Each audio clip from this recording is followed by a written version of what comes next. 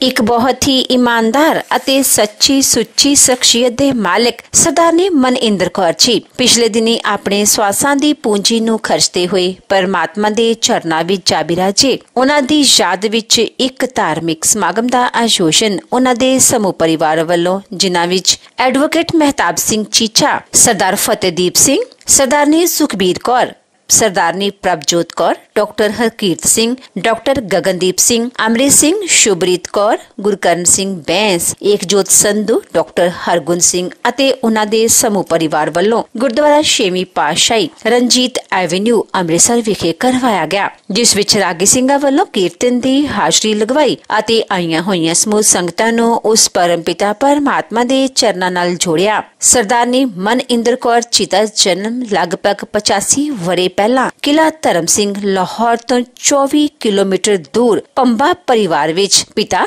ਸਰਦਾਰ ਗੁਰਚਰਨ ਸਿੰਘ ਪੰਬਾ ਜੀ ਦੇ ਘਰ ਮਾਤਾ ਸਰਦਾਰਨੀ ਮਹਿੰਦਰ ਕੌਰ ਹੋਣਾ ਦੀ ਕੁੱਖੋਂ ਹੋਇਆ। ਆਪ ਜੀ ਬਚਪਨ ਤੋਂ ਹੀ ਬਹੁਤ ਹੀ ਹੋਣਹਾਰ ਪ੍ਰਤਿਭਾ ਦੇ ਮਾਲਕ, ਸੁਗੜ ਅਤੇ ਸਿਆਣੇ ਸਨ। ਸਰਦਾਰਨੀ ਮਨਇੰਦਰ ਕੌਰ ਜੀ ਕਦੇ ਵੀ ਸਕੂਲ ਨਹੀਂ ਗਏ, ਪਰ ਆਪ ਜੀ ਨੇ ਘਰ ਰਹਿ ਕੇ ਹੀ ਮੌਲਵੀ, ਗ੍ਰੰਥੀ ਅਤੇ ਇੱਕ ਯੂਰਪੀਅਨ ਲੇਡੀ ਕੋਲੋਂ ਸਿੱਖਿਆ ਪ੍ਰਾਪਤ ਕੀਤੀ। ਸਰਦਾਰਨੀ ਮਨਇੰਦਰ ਕੌਰ ਜੀ ਪੰਜਾਬੀ, ਹਿੰਦੀ, ਉਰਦੂ ਅਤੇ ਇੰਗਲਿਸ਼ ਦੇ ਚੰਗੇ ਗਿਆਤਾ ਸਨ।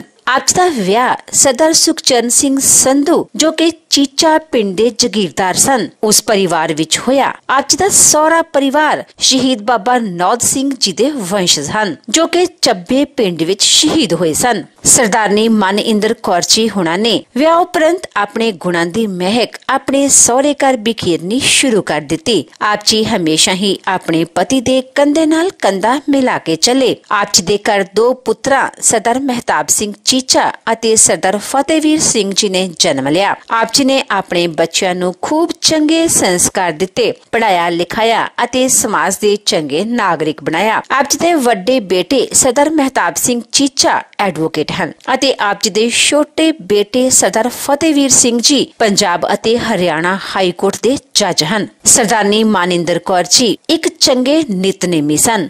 ਰੋਜ਼ਾਨਾ ਗੁਰੂ ਘਰ ਜਾਣਾ, ਨਿਤਨੇਮ ਕਰਨਾ ਆਪ ਜੀ ਦੀ ਦਿਨਚਰਿਆ ਸੀ। ਆਪ ਜੀ ਬਹੁਤ ਹੀ ਸਮਾਜਿਕ ਇਨਸਾਨ ਸਨ। ਆਪ ਜੀ ਨੇ ਲੰਮਾ ਸਮਾਂ ਆਪਣੀ ਹਵੇਲੀ ਵਿੱਚ ਫ੍ਰੀ ਸਕੂਲ ਚਲਾਇਆ ਅਤੇ ਗਰੀਬ ਬੱਚਿਆਂ ਨੂੰ ਆਪ ਜੀ ਨੇ ਮੁਫਤ ਸਿੱਖਿਆ ਦਿੱਤੀ। ਆਪ ਜੀ ਬਹੁਤ ਹੀ ਨੇਕ ਸੁਭਾਅ ਦੇ ਮਾਲਕ ਸਨ ਅਤੇ ਆਪ ਜੀ ਬਹੁਤ ਹੀ ਮਿੱਠੀ ਬੋਲੀ ਦੇ ਮਾਲਕ ਸਨ ਅਤੇ ਆਪਣੀ ਮਿੱਠੀ ਬੋਲੀ ਨਾਲ ਹਰ ਇੱਕ ਨੂੰ ਆਪਣੀ ਤਰਫ ਖਿੱਚਣ ਦੀ ਸ਼ਕਤੀ ਆਪ ਜੀ ਵਿੱਚ ਮੌਜੂਦ ਸੀ। ਮੌਜੂਦਾ ਸਮੇਂ ਵਿੱਚ ਆਪ ਜੀ ਦੇ ਇਨ੍ਹਾਂ ਸਾਰੇ ਚੰਗੇ ਸੰਸਕਾਰਾਂ ਤੇ ਆਪ ਜੀ ਦੇ ਦੋਨੋਂ ਸੁਪੁੱਤਰ ਸਰਦਾਰ ਮਹਿਤਾਬ ਸਿੰਘ ਚੀਚਾ ਅਤੇ ਸਰਦਾਰ ਫਤਿਹਵੀਰ ਸਿੰਘ ਜੀ ਚੱਲ ਰਹੇ ਹਨ, ਜੋ ਕਿ ਬਹੁਤ ਹੀ ਸਮਾਜਿਕ ਅਤੇ ਮਿੱਠ ਬੋਲੜੇ ਇਨਸਾਨ ਹਨ ਅਤੇ ਹਮੇਸ਼ਾ ਗਰੀਬਾਂ ਅਤੇ ਦੀਨ ਦੁਖੀਆਂ ਦੀ ਸਹਾਇਤਾ ਲਈ ਤਿਆਰ ਬਰ ਤਿਆਰ ਰਹਿੰਦੇ ਹਨ।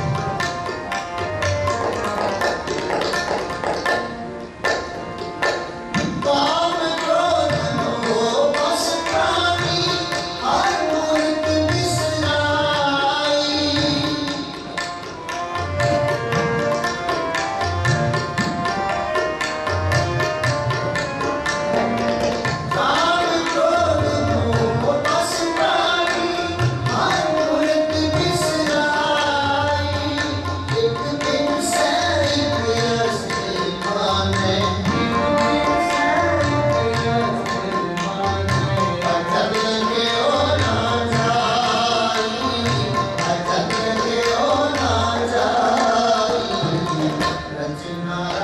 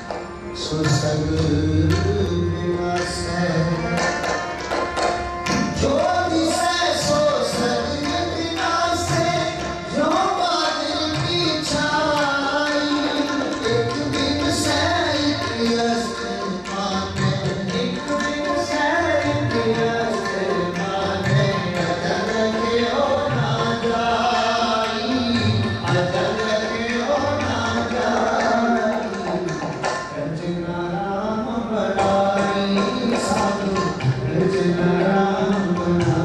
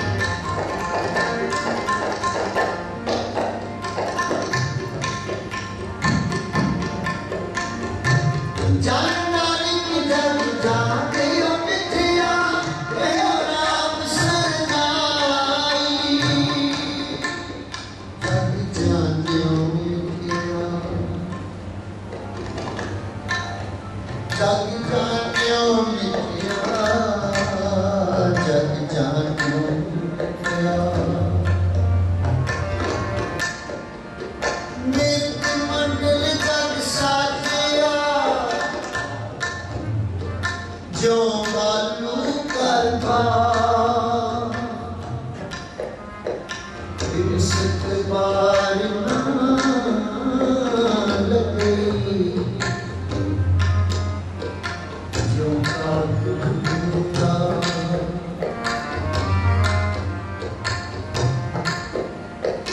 सुनने मन साने वाले सत्य देखी जा सिद्ध साधिक की जो भी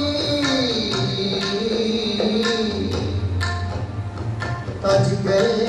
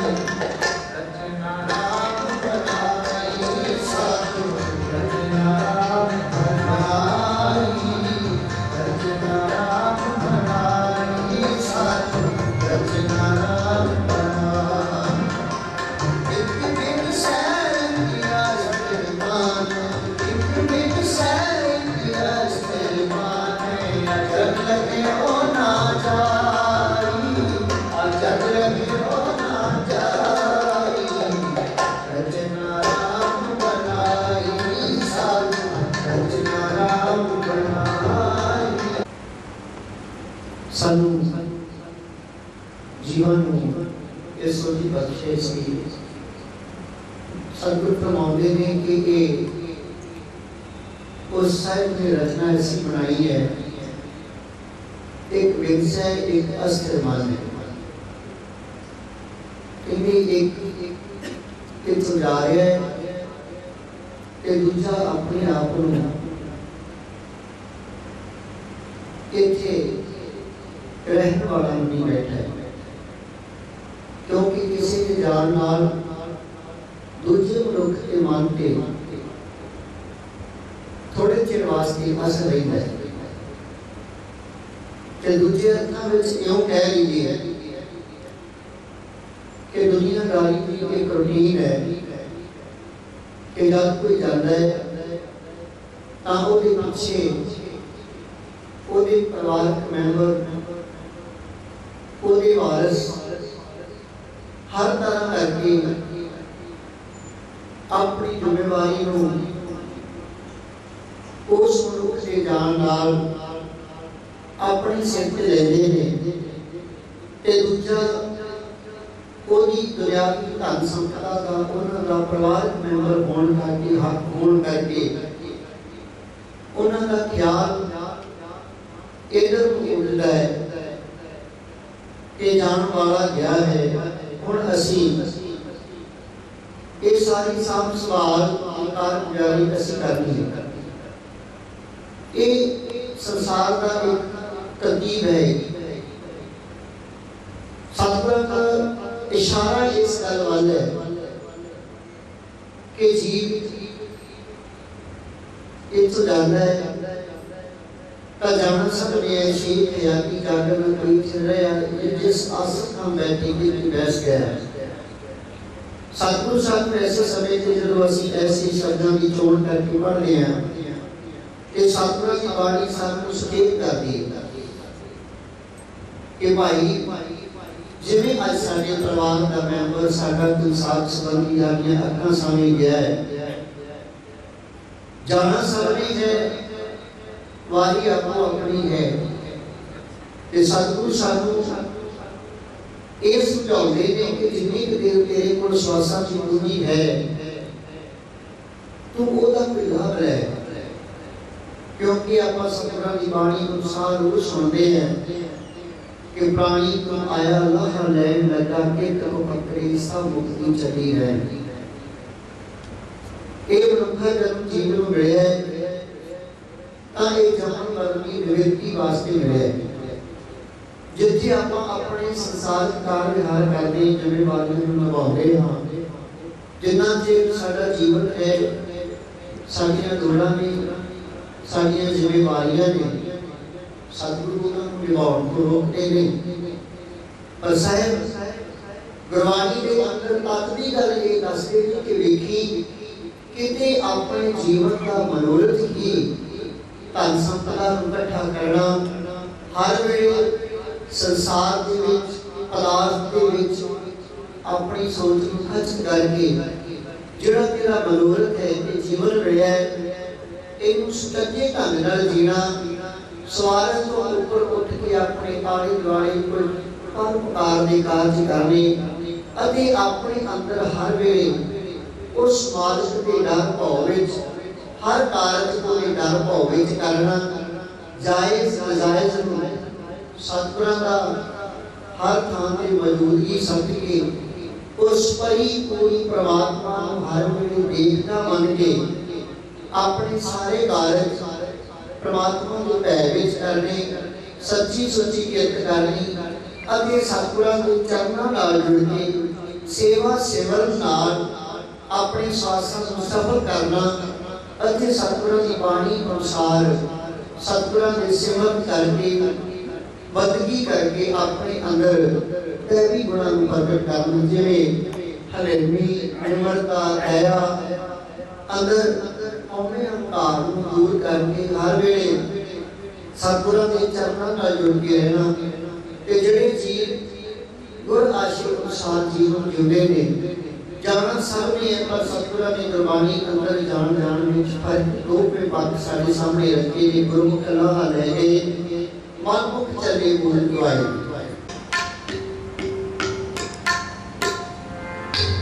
तेरे जी सदगी साथी संसार सारे ते काटे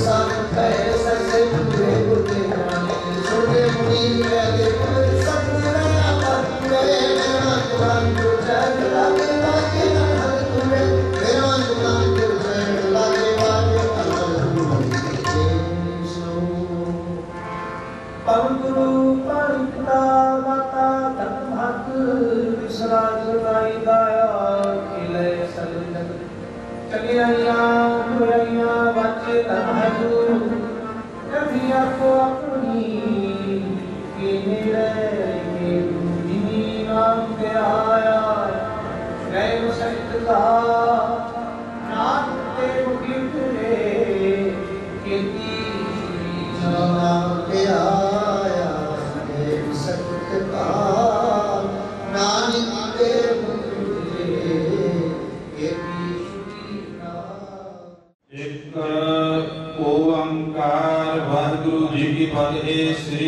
भगवती जी सहाय।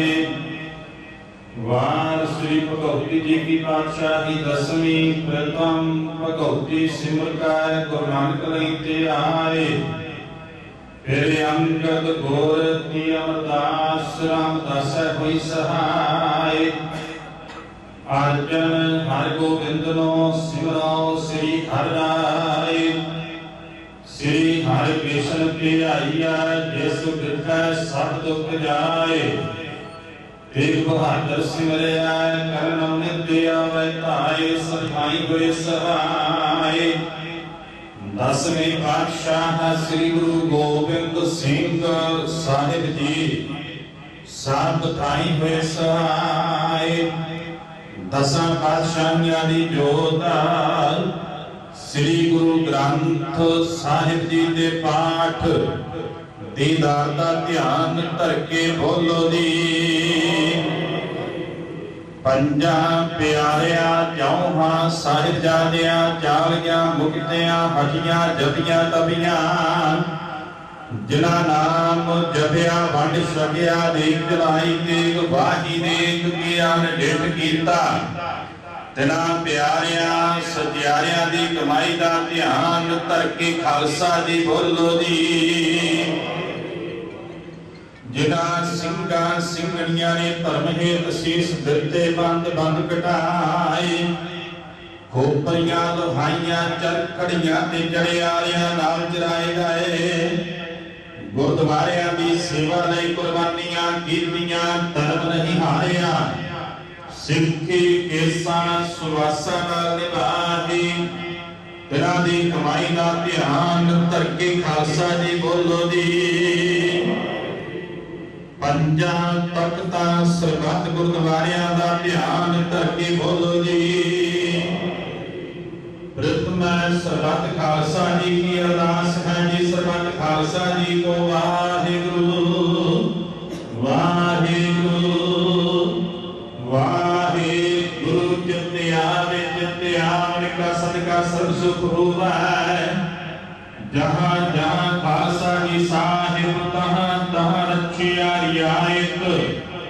देग तेग बद हिबत की पैद पंथ की जीत श्री साहिब जी सहाय। खालसे जी के बोल वाले बोलो जी। सिक्खा सिक्खी दान के स्थान रहत दान विवेक दान विसार दान भरोसा दान। दाना सिर दान नाम दान श्री अमृतसर साहिब जी दे दर्शन इशनान चौकियां झंडे गुंगे। जुगो जुग अकाल धर्म का जयकार बोलो जी। सिक्खा दा मन नीवान मत कुर्की मत पद ना रखाया वाहिगुरु। हे अकाल पुरख अपने पंथ वे सदा सहाय दाता जीओ। श्री ननकाना साहिब ते होर गुरुद्वारियां गुरधामां दे जिन्हां तो पंथ नूं विछोड़िया गया है। खुले दर्शन दी रात के सेवा संभाल दा राल खालसा जी नूं बख्शो। इन माणिया दे माण ते ताणिया दे तान। निउटिया दी भूत नियासरिया दा आसरा। सच्चे पिता वाहिगुरु जीओ। अंतरजामी गरीब निवाज सतगुरु धन धन श्री गुरु ग्रंथ साहिब जी महाराज। आप जी के पावन पवित्र चरण कमला पास सब संगत दी अरदास बेनती जोगड़ी है सतगुरु जीओ। गुरबाणी के पावन पवित्र महावाक्यवाना काल कलम हुक्म हाथ कहो कौन मेट सका। इस बात ज्ञान ध्यान करत हिया चाहे दियो। जो आया सो चल से सब कोई आई वालिया। सच्चे पिता अकाल पुरख वाहिगुरु जीओ। आप जी के दर करते सेवादार सेवक माता मन इंद्र कौर जी आप जी पासों सुवासा के नाथ रह करके मात लोक दे आए सन। आपकी द्वारा बख्शी हुई सुवासा की पूंजी नूं भोग के संसार की यात्रा करदिया होया आई आज्ञा फिर हो बुलाया। ना धन पुछी ना मदा पकाया दे अनुसार पिछले दिनी लोक तो परलोक गमन कर गए सन। लेखा कदे न छुटिया किन किन भुलन हार बख्शन हार बख्श नानक पार उतार। सच्चे पातशाह दियो जीव आत्मा को संसार परिवार विच विद्या जानी अनजानी बेअंत गलतियां भुला होइयां आप दी कृपालु दयालु बख्शनहार हो होइयां भुला दी मुआफी बख्शिश करके कहे कबीर सुनो रे संत हो खेद ही करो मेरा। अब की बार बख्श बंदे को बहुर नाम भौजल फेरा वालियां बख्शिशा करदिया होया सलीम काल माता जी को अपने चरणों में निवास बख्शिश करना। पिछे परिवार संग संबंधियां कुटुंबियां नूं भाणा मनण दा बल बख्शना। विछड़ी हुई रूह की शांति वास्ते आप दी विच अभेदता अते निर्लीनता लई संसार परिवार विच विच जाने अनजाने उन्हां पासों होइयां गलतियां दी मुआफी वास्ते आपकी द्वारा चलाई हुई मर्यादा अंते सतगुर बोलिया मैं पिछा कीर्तन करे निर्वाण जी के अनुसार परिवार में एकत्र होकर के परसों के रोज तो गुरु की वाणी के श्री अखंड पाठ से प्रारंभ करवा के भोग पवाए उपरांत आप की पावन पवित्र हजूरी अंदर रागी सिंगा वल्लों शब्द गुरबाणी का कीर्तन होया है। सतगुरु जी सबकी सेवा निभाउंदिया गुरबाणी पढ़दिया गुरबाणी गायन करदिया होइयां बेअंत भुलां दी मुआफी बख्शनी अगे तो सुमत बख्शिश करनी।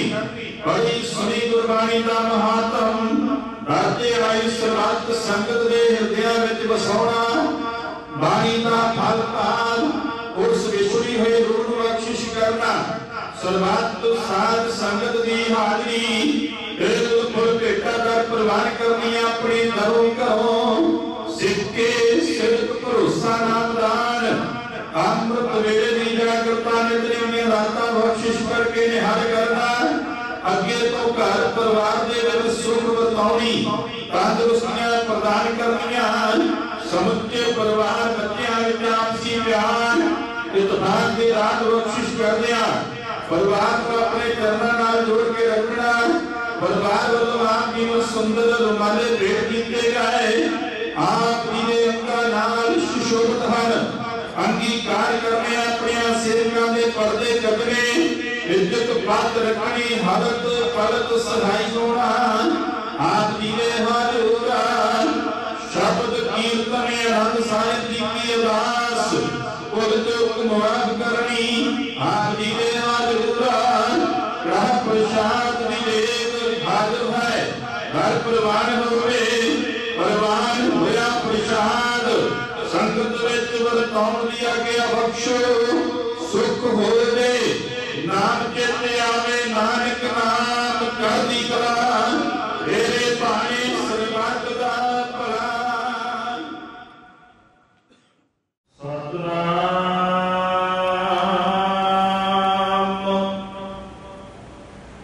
श्री वाहेगुरु साहिब जी।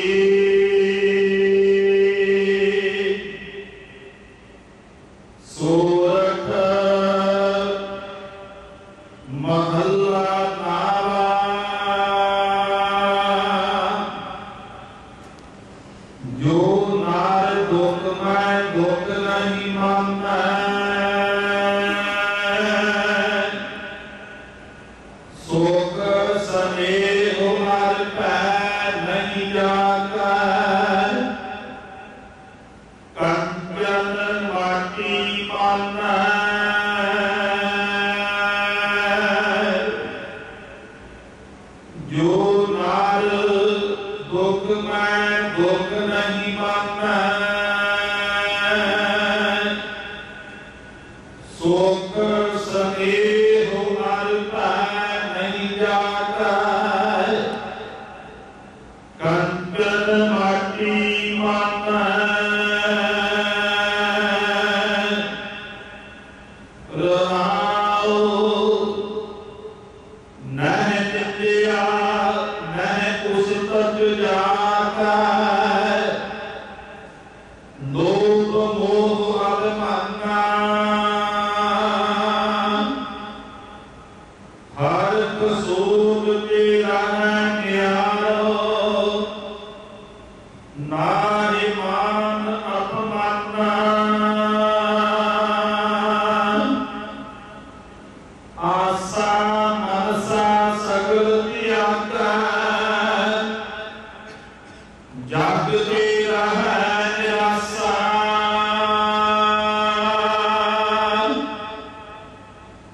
काम क्रोध जे परसै नाहन, तेह घट ब्रह्म निवासा, गुर कृपा जे नर को कीनी, तेह तेह जुगत पछानी, नानक लीन भयो गोविंद स्यों, जो पानी संग पानी, गुर कृपा जे नर को कीनी, तेह तेह जुगत पछानी, नानक लीन भयो गोविंद स्यों, जो पानी संग